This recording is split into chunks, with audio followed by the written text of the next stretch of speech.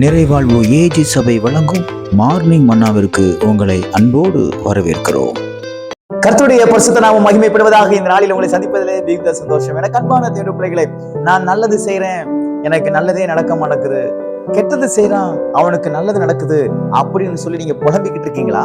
இன்னைக்கு கர்த்தர் உங்களோட பேசுகிறார். உபதியா எழுதின தீர்க்கதரிசன புஸ்தகம் 1ஆம் அதிகாரம் 15வது வசனத்துடைய மையப்பகுதி இப்படியாக சொல்லுகிறது: நீ செய்தபடியே உனக்கு செய்யப்படும், உன் செய்கைகளின் பலன் உன் தலையின் மேல் திரும்பும் என்று உபதியா தீர்க்கதரிசி தேசத்துக்கு அவர் வாக்குத்தத்தமாக தேசத்தை நோக்கி அவர் தம்முடைய ஏதோமை குறித்து அவர் தீர்க்க தரிசனமாய் சொன்ன வார்த்தை தான் இப்பொழுது நான் வாசித்தேன். எனக்கு அன்பான தேவ பிள்ளைகளே, நீங்க நல்லது செஞ்சிருக்கீங்களா? நல்லது செஞ்சது நிமித்தமா நீங்க கெட்டதை அனுபவிச்சுட்டு இருக்கீங்களா?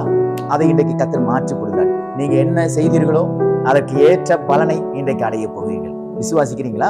நீங்க நல்லது செஞ்சிருந்தீங்கன்னா உங்களுக்கு நல்லது நடக்கும்.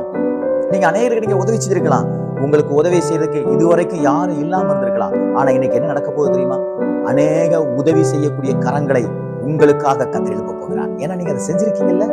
நீங்க அநேகருக்கு ஆகாரங்களை கொடுத்திருக்கலாம், ஆனா இன்னைக்கு ஆகாரம் இல்லாம ஒரு உதவி இல்லாம நீங்க இருக்கிறதை நீங்க உணர்ந்து கொண்டிருக்கலாம். இன்னைக்கு கர்த்தர் என்ன செய்யறார் தெரியுமா?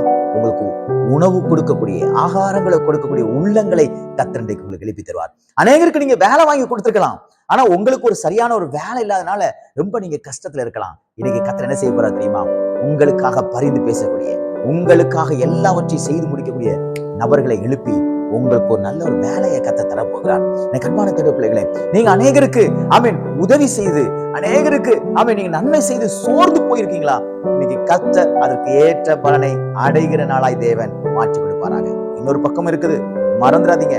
நீங்க தீமை செஞ்சிருந்தீங்கன்னா தீமை உங்க தலையில வந்து விடியும், உங்க குடும்பத்துல வந்து விடியும். நீங்க என்ன செஞ்சீங்களோ, நீங்க என்னென்ன தீமைகள்லாம் செஞ்சீங்களோ, இதை அன்னைக்கு ஆண்டவர்கிட்ட நீங்க மன்னிப்பு கேளுங்க.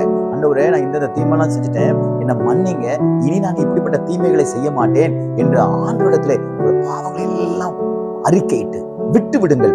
அவருடைய ரத்தத்தினாலே நீங்கள் கழுவப்படுங்க. நான் சொல்லுகிறேன், கர்த்தர் உங்களது பாவத்திலிருந்தும் உங்க அக்கிரமத்திலிருந்தும் கர்த்தர் விடுதலை ஆக்குவார். பாருங்க, நான் தீமை செஞ்சுக்கிட்டே இருக்கேன், எனக்கு ஒண்ணுமே நடக்கல, ஜாலியா இருக்குது, இது ஒண்ணும் பிரச்சனை இல்லை போல் இருக்குன்னு நீங்க அசால்ட்டா இருக்காதீங்க. கர்த்தர் உங்க கூட தான் பேசுகிறார். நீங்க தீமை செஞ்சீங்கன்னா தீமை உங்க தலையில வந்து விடியும். நீங்க பொய் சொன்னீங்களா மத்தவங்களுக்கு விரோதமா, உங்களுக்கு விரோதமா பொய்யை சொல்லக்கூடிய நபர்களை கர்த்தர் எழுப்புவார். நீங்க மத்தவங்களுக்கு விரோதமா தீமை செஞ்சீங்களா, மத்தவங்க குடும்பத்தை கெடுத்தீங்களா, உங்க குடும்பத்தை கெடுக்கிறதுக்கு கர்த்தர் ஆட்கள் எழுப்புவார். கேட்க பயங்கரமா இருக்கலாம். நீங்க எதை விதைத்தீர்களோ அதை இன்றைக்கு அறுப்பீர்கள். அதனால இன்னைக்கு நம்ம ஒரு தீர்மானம் எடுப்போம். நல்லதை விதைப்போம், இன்னிலிருந்து நல்லதை பேசுவோம், நல்லதை செய்வோம், நல்லதை தேவனிடத்திலிருந்து பெற்றுக்கிறோம். இந்த நாள் தீமையை விட்டு விலகி நன்மை செய்கிற நாளாய், தேவனிடத்திலிருந்து நன்மைகளை பெற்றுக்கொள்கிற நாளாய் தேவன் மாற்றிக் கொடுப்பாராய். God bless you.